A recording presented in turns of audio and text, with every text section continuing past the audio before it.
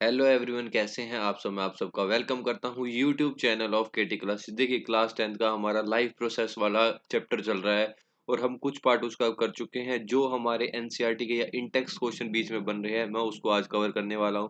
छोटा सा लेक्चर रहेगा, आपको सामने क्वेश्चन दिखाई दे रहा होगा स्क्रीन पर और क्या आंसर भी उसके लिखे हुए हैं, तो आप डिट्टो ऐसा लिख के आएंगे। मैं आपको समझा रहा हूँ यहाँ पे कि क्या क्या चीजें बताई गई हैं। पहला क्वेश्चन देखते हैं हम क्या कहता है। Why is the diffusion is insufficient to meet the oxygen requirement of a multicellular organism like human? देखो, मेरी बात समझो। अगर मैं यूनिसेलुलर की बात करूँ ना, तो उसकी बॉडी कुछ ऐसी सी होती है जो कि सिंगल सेल से होती है। ये किसकी बात कर रहा हूँ मैं? यूनिसेलुलर की, है ना, जिसमें क्या होता है, सिंगल सेल होता है। और सिंगल सेल होता है वो क्या होता है, डायरेक्टली कनेक्ट होता है, डायरेक्टली अटैच होता है, या फिर डायरेक्टली कनेक्ट होता है किससे? एनवायरमेंट से। एनवायरमेंट से वो क्या होता है, डायरेक्ट कांटेक्ट में होता है। तो इजीली उसका एक्सचेंज हो सकता है किसका? यूनिसेलुलर ऑर्गेनिज्म का। लेकिन मल्टी सेलुलर ऑर्गेनिज्म में क्या होता है, मान लीजिए हमारी एक ह्यूमन की बॉडी ही लगा लो। मान लीजिए हमारी एक ह्यूमन की बॉडी है, ये देख लो, मैंने ह्यूमन की बॉडी ऐसी बताई है। इसमें कोई सेल यहाँ पर प्रेजेंट है, कोई सेल यहाँ है, कोई यहाँ है, कोई यहाँ है, कोई यहाँ है, कोई ऊपर प्रेजेंट होगा जिस तरह नर्व सेल, कोई हाथ में प्रेजेंट होगा, कोई गले में प्रेजेंट होगा। तो बहुत सारे सेल ऐसे हैं जो कि क्या है, डायरेक्ट कांटेक्ट में नहीं है किसके साथ? एनवायरनमेंट के साथ। तो यहाँ पे क्या इजिली एक्सचेंज नहीं हो पाता गैसेस का। इसलिए क्या होता है, सिंपल डिफ्यूजन प्रोसेस क्या है, कामयाब है, इन इनसफिशिएंट नहीं है। डिफ्यूजन प्रोसेस क्या है, इनसफिशिएंट है ना।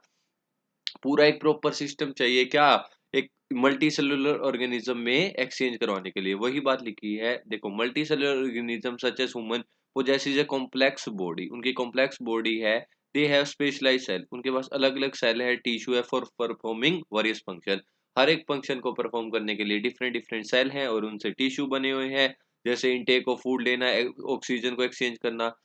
लेकिन अगर मैं यूनिसेलुलर ऑर्गेनिज्म की बात करूं,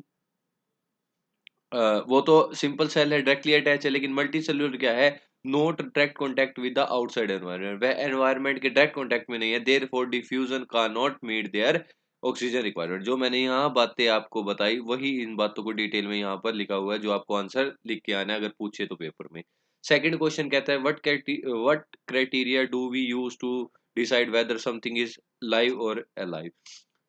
कोई जिंदा है या मरा हुआ है, इसको कैसे बताएंगे, क्या क्राइटेरिया होना चाहिए? ये मैंने आपको जब पहला लेक्चर शुरू हुआ था तभी बता दिया। देखो, पहले क्या मूवमेंट को बेसिस माना जाता था, कि मूवमेंट के बेसिस पर हम डिसाइड करते थे कि कोई जिंदा है या मरा हुआ है। देखो, any visible movement such as walking, breathing और growing is generally use to decide whether something is live और नॉट।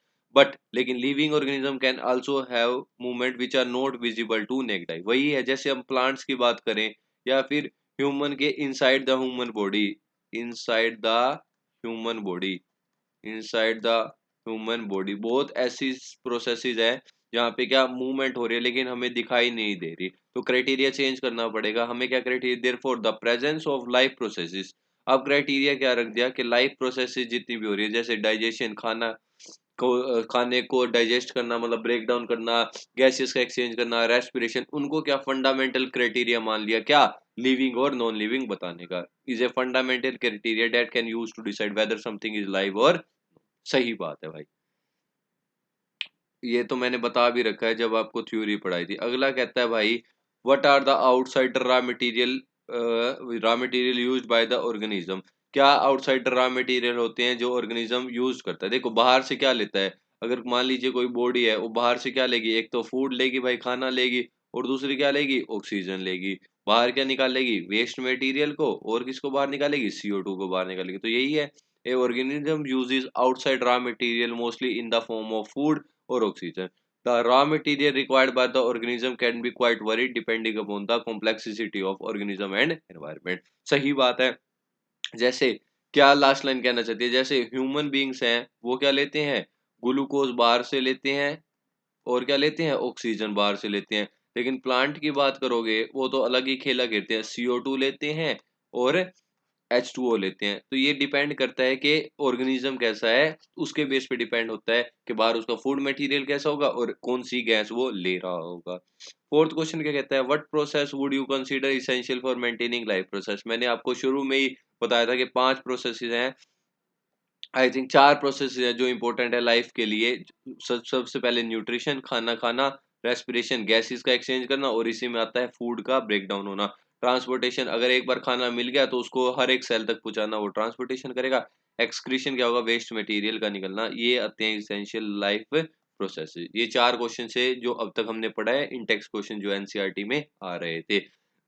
आई होप आपको सब क्वेश्चन समझ में आए होंगे, आप आंसर अब इजीली लिख पाओगे। मैं जितने क्वेश्चन आ रहे हैं अभी मैं एक सीरीज ला रहा हूँ जिसमें क्या जो लास्ट ईयर बोर्ड के क्वेश्चन आए हुए हैं वो भी मैं ला रहा हूँ। टेंशन मत लीजिए, सब कुछ यही होगा। तो मिलते हैं बच्चों, पढ़ते रहिए अगली क्लास में। Bye bye.